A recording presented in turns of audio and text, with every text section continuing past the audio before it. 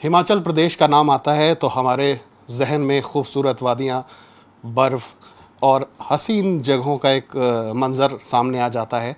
और आज हमारे साथ बात करने के लिए हिमाचल प्रदेश के मुख्यमंत्री जयराम ठाकुर साहब हैं।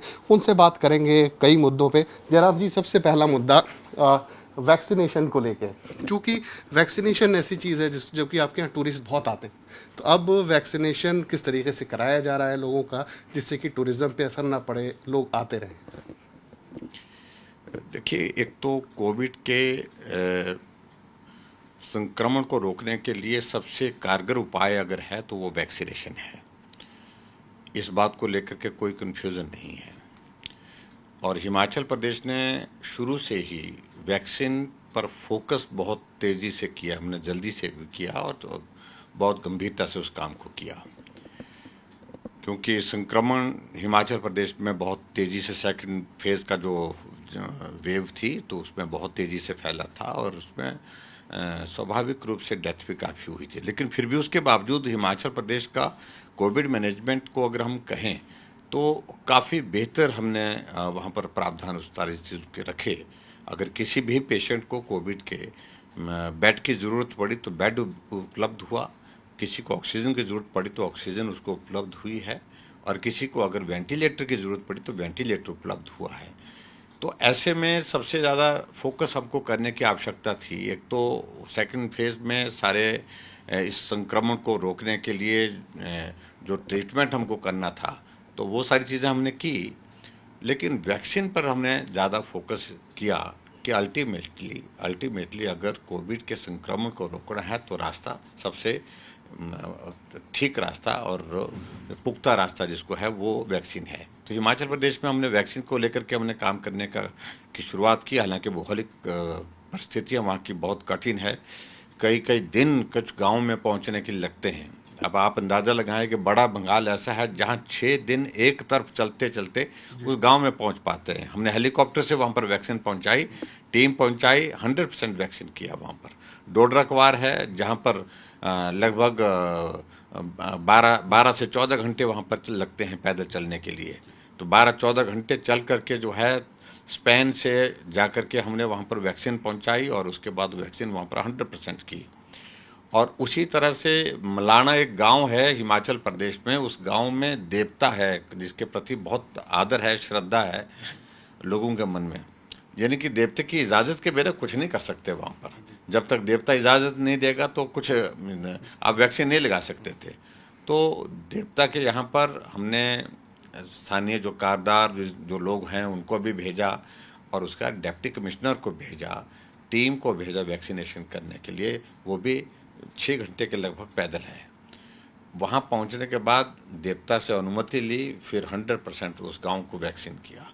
तो ऐसी कठिन परिस्थितियों में हमारे लोग 12-12 घंटे, 14-14 घंटे, 10-10 घंटे चल करके वैक्सीन करने के लिए गांव तक पहुँचे हैं।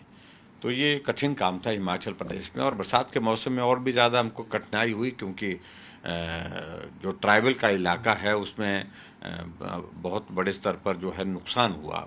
बारिश के कारण लोगों की मृत्यु भी उसमें बहुत ज़्यादा हुई। लेकिन फिर भी मैं इस बात को कह रहा हूँ कि अगर हमारा 12 ज़िले में सबसे पहले कोई ज़िला अगर वैक्सीन में 100% टारगेट को अचीव किया तो लाहौल का जो ट्राइबल का इलाका, नंबर 2 पर किन्नौर का डिस्ट्रिक्ट जो वो भी ट्राइबल का इलाका है।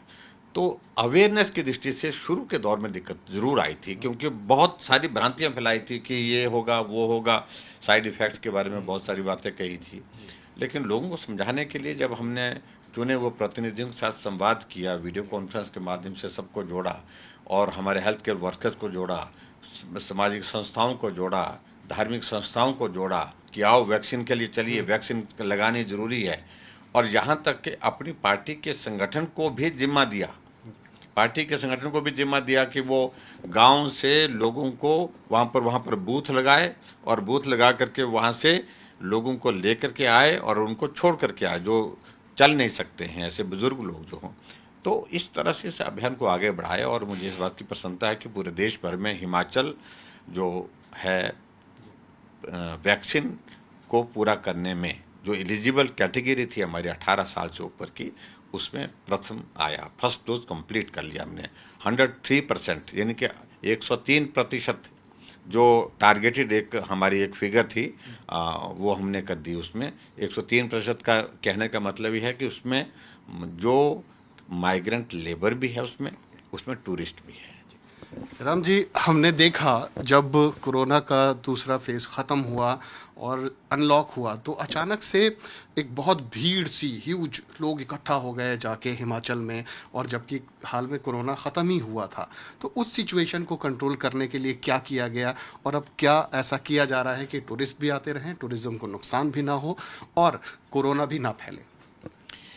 देखिए, काफ़ी लंबे अरसे तक कोविड का ये दौर चलता रहा, फर्स्ट फेज़ फिर सेकंड फेज़, और ऐसे कारण इस वजह से कि लोग घर से बाहर निकल नहीं पाए थे लंबे समय तक।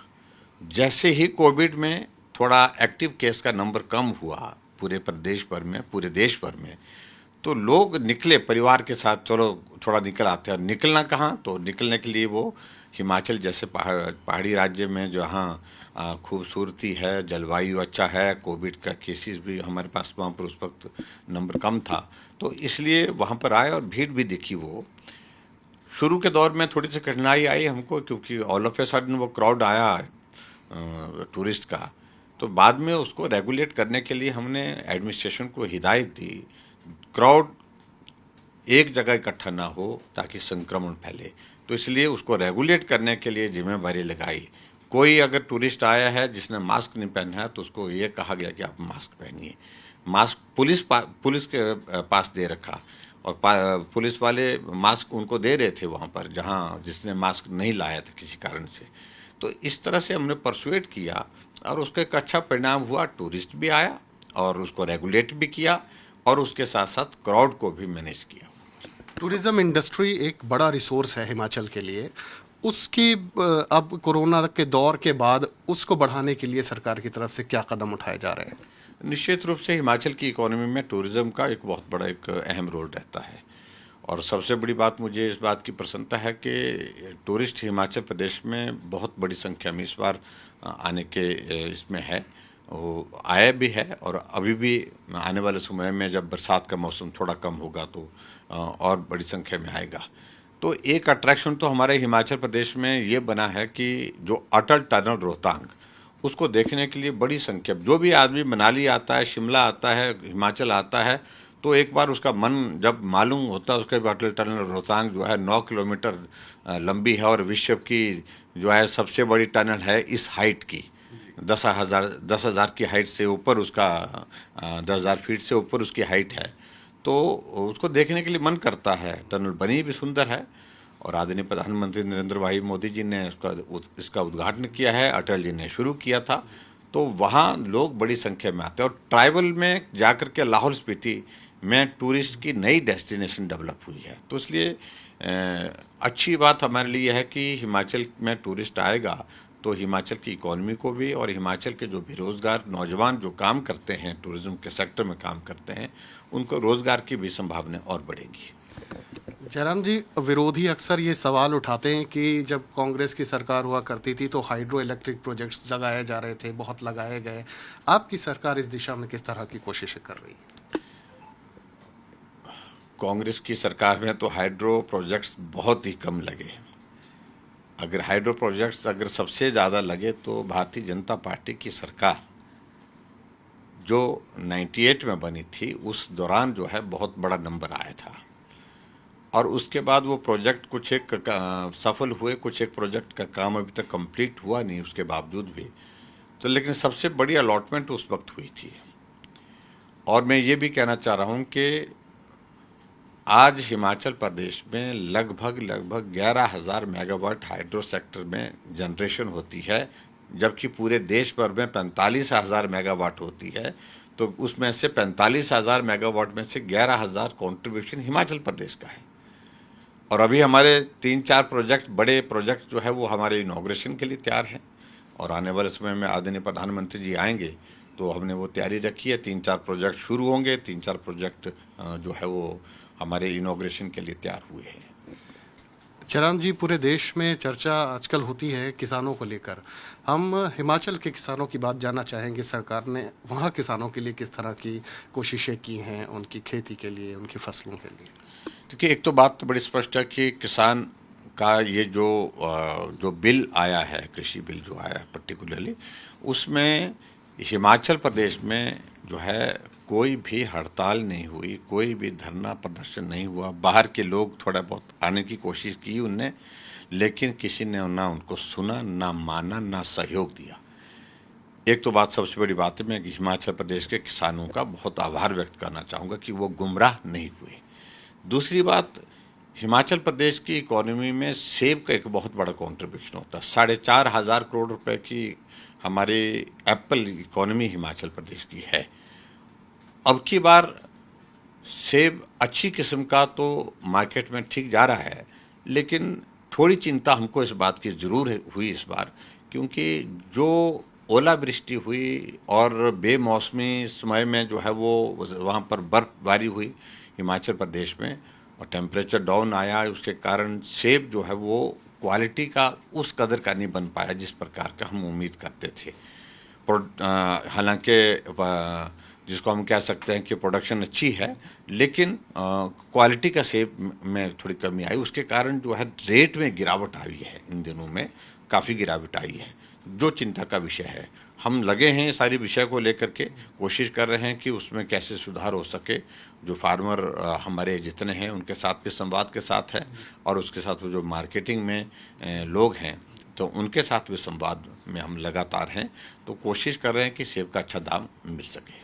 आखिरी सवाल आपसे, पिछली बार आप आए थे तो आपने प्रधानमंत्री मोदी जी से मुलाकात की थी, और इस बार आने का जो मकसद है, कुछ खास मकसद, कोई खास एजेंडा? जी, अब की बार हमारे आने का मकसद विशेष तौर से ये है कि हिमाचल प्रदेश में स्टेटहुड के 50 वर्ष पूर्ण होकर के 51वां वर्ष चल रहा है। हम हिमाचल प्रदेश का विधानसभा का एक स्पेशल सत्र जो है वो 50 ईयर्स ऑफ स्टेटहुड, यानी कि हिमाचल तब और हिमाचल अब, उस पे एक कार्यक्रम हम करना चाह रहे हैं, विधानसभा का विशेष सत्र, जिसके लिए हम यहाँ आए हैं महामहिम राष्ट्रपति जी को मिलने के लिए, उनको निमंत्रण देने के लिए। 17 तारीख को वो हिमाचल प्रदेश में आकर के हिमाचल प्रदेश की विधानसभा को संबोधित करेंगे, जिसमें विधानसभा के सभी सम्मान्य सदस्यगण भी होंगे, और जिसमें पूर्व जो सदस्य हैं उनमें से भी उनको भी हमने निमंत्रण दिया है, सांसदों को भी निमंत्रण दिया, वो भी वहाँ पर उस दिन उपस्थित रहेंगे। तो उस तरह से स्वर्ण जयंती वर्ष हमारा जो चल रहा है स्टेटहुड का, उस सिलसिले में यहाँ दिल्ली पहुँचा हूँ। थैंक यू जी, जैसा कि जयराम ठाकुर का साफ कहना है कि हिमाचल प्रदेश को विकास की दिशा में ले जाने का काम किया जा रहा है, और आगे भी ये काम लगातार जारी रहेगा। कैमरामैन पवन कुमार के साथ तनसीम हैदर, दिल्ली।